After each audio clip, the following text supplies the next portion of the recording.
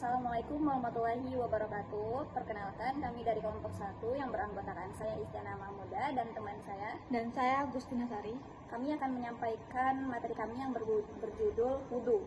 Secara bahasa, wudu artinya bermakna bersih dan indah. Dan secara syarat, yang artinya menggunakan air pada anggota badan tertentu yang diawali dengan niat suci. Dasar hukum syar'inya, kewajiban wudu didasarkan pada firman Allah Subhanahu wa taala dalam Quran surah Al-Maidah ayat 6 yang memerintahkan membasuh wajah, kedua tangan, mengusap tangan serta membasuh kaki.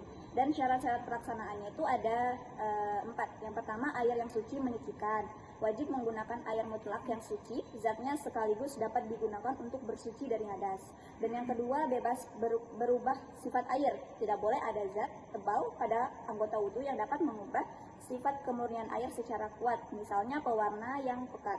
Dan yang ketiga, mengalirnya air. Air harus benar-benar mengalir dan membasuhi seluruh permukaan anggota wudu yang wajib dibasuh. Dan yang keempat, tidak ada penghalang air, bebas dari zat yang menghalangi air sampai ke kulit secara langsung, seperti lilin, cat kuku yang tebal, atau lem raja. Dan yang selanjutnya, rukun wudu atau fardu wudu. Rukun bagian pertama, niat dalam hati. Niat dilakukan bersamaan saat pertama kali air menyentuh permukaan wajah. Dan yang kedua, membasuh wajah. Membasuh seluruh area muka sesuai batasan vertikal dan horizontal yang syar'i. Dan yang ketiga, membasuh kedua tangan. Membasuh tangan kanan dan kiri secara merata hingga mencapai siku-siku. Dan rukun yang bagian kedua itu ada mengusap sebagian kepala, membasahi minimal sebagian kulit kepala atau rambut yang tumbuh di batas kepala. Dan yang kelima, membasuh kedua belah kaki secara sempurna hingga melewati mata kaki. Dan yang terakhir, tertib, yang artinya berurutan. Melakukan semua tahapan di atas secara berurutan dan tidak boleh melompati urutan. Selanjutnya, lafal niat dan sunnah permulaan. Lafal niat syahri, yaitu nawaitul wudu'a li raf'il hadasil asghari fardhu lillahi ta'ala, yang artinya saya berniat menjalankan kewajiban wudu untuk menghilangkan hadis kecil karena Allah Ta'ala. Selanjutnya, kesunatan sebelum niat. Yang pertama, bersiwak dan sikat gigi, membersihkan sela-sela gigi, menggunakan benda suci yang kesat untuk hilangkan kotoran. Yang kedua, membaca bismillah, melafalkan bismillah di awal sebagai bentuk keberkahan ibadah bersuci. Yang ketiga, membasuh telapak tangan, mencuci kedua tangan hingga pergelangan sebelum dimasukkan ke wadah air. Yang keempat, berkumur dan istisyak, berkumur-kumur membersihkan mulut dan menghirup air ke lubang hidung. Selanjutnya, teknik membasuh anggota tubuh. Yang pertama, batasan wajah. Secara memanjang dari tempat tumbuhnya rambut kepala normal hingga batas bahu dahu. Ya, secara melebar dari telinga kanan ke telinga kiri. Yang kedua, tangan dan kepala. Wajib membasuh tangan hingga siku.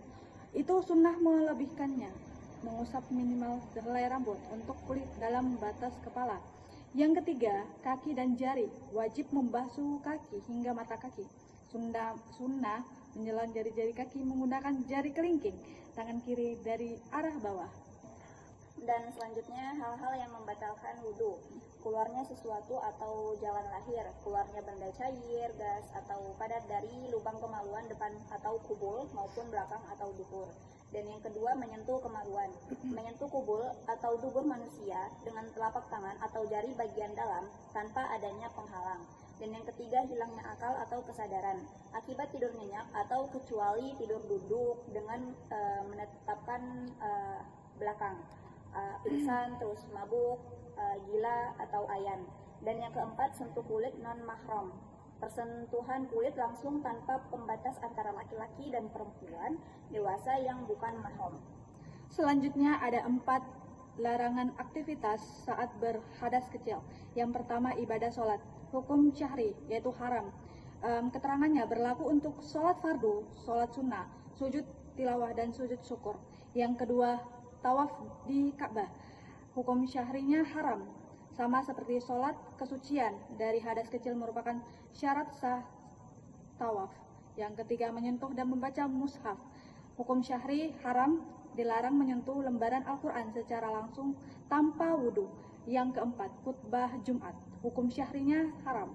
Bagi khutbah Jumat, wajib dalam keadaan suci dari hadas kecil selama khutbah. Selanjutnya, hal-hal yang dimakruhkan, yaitu makruh secara praktis, Satu, isyraf atau boros air, menggunakan air wudhu secara berlebihan melampaui batas kecukupan membasuh. Yang kedua, mendahulukan anggota kiri, sengaja mendahulukan membasuh tangan atau kaki kiri dibandingkan bagian kanan. Yang ketiga, membasuh lebih dari 3 kali, menambahkan basuhan lebih dari 3 kali saat meyakini basuhan sebelumnya sudah sempurna.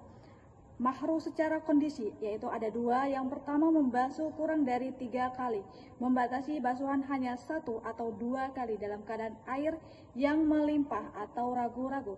Yang kedua, kumur berlebihan saat berpuasa, melakukan berkumur 1 atau istisyak berlampau dalam saat berpuasa karena khawatir air tertelan masuk ke tenggorokan. Selanjutnya yaitu esensi kesucian dalam Islam, yang artinya sesungguhnya Allah menyukai orang-orang yang bertaubat dan menyukai orang-orang yang mensucikan diri, yaitu Quran Surah Al-Baqarah ayat 222. Dan mungkin itu saja yang materi yang kami sampaikan.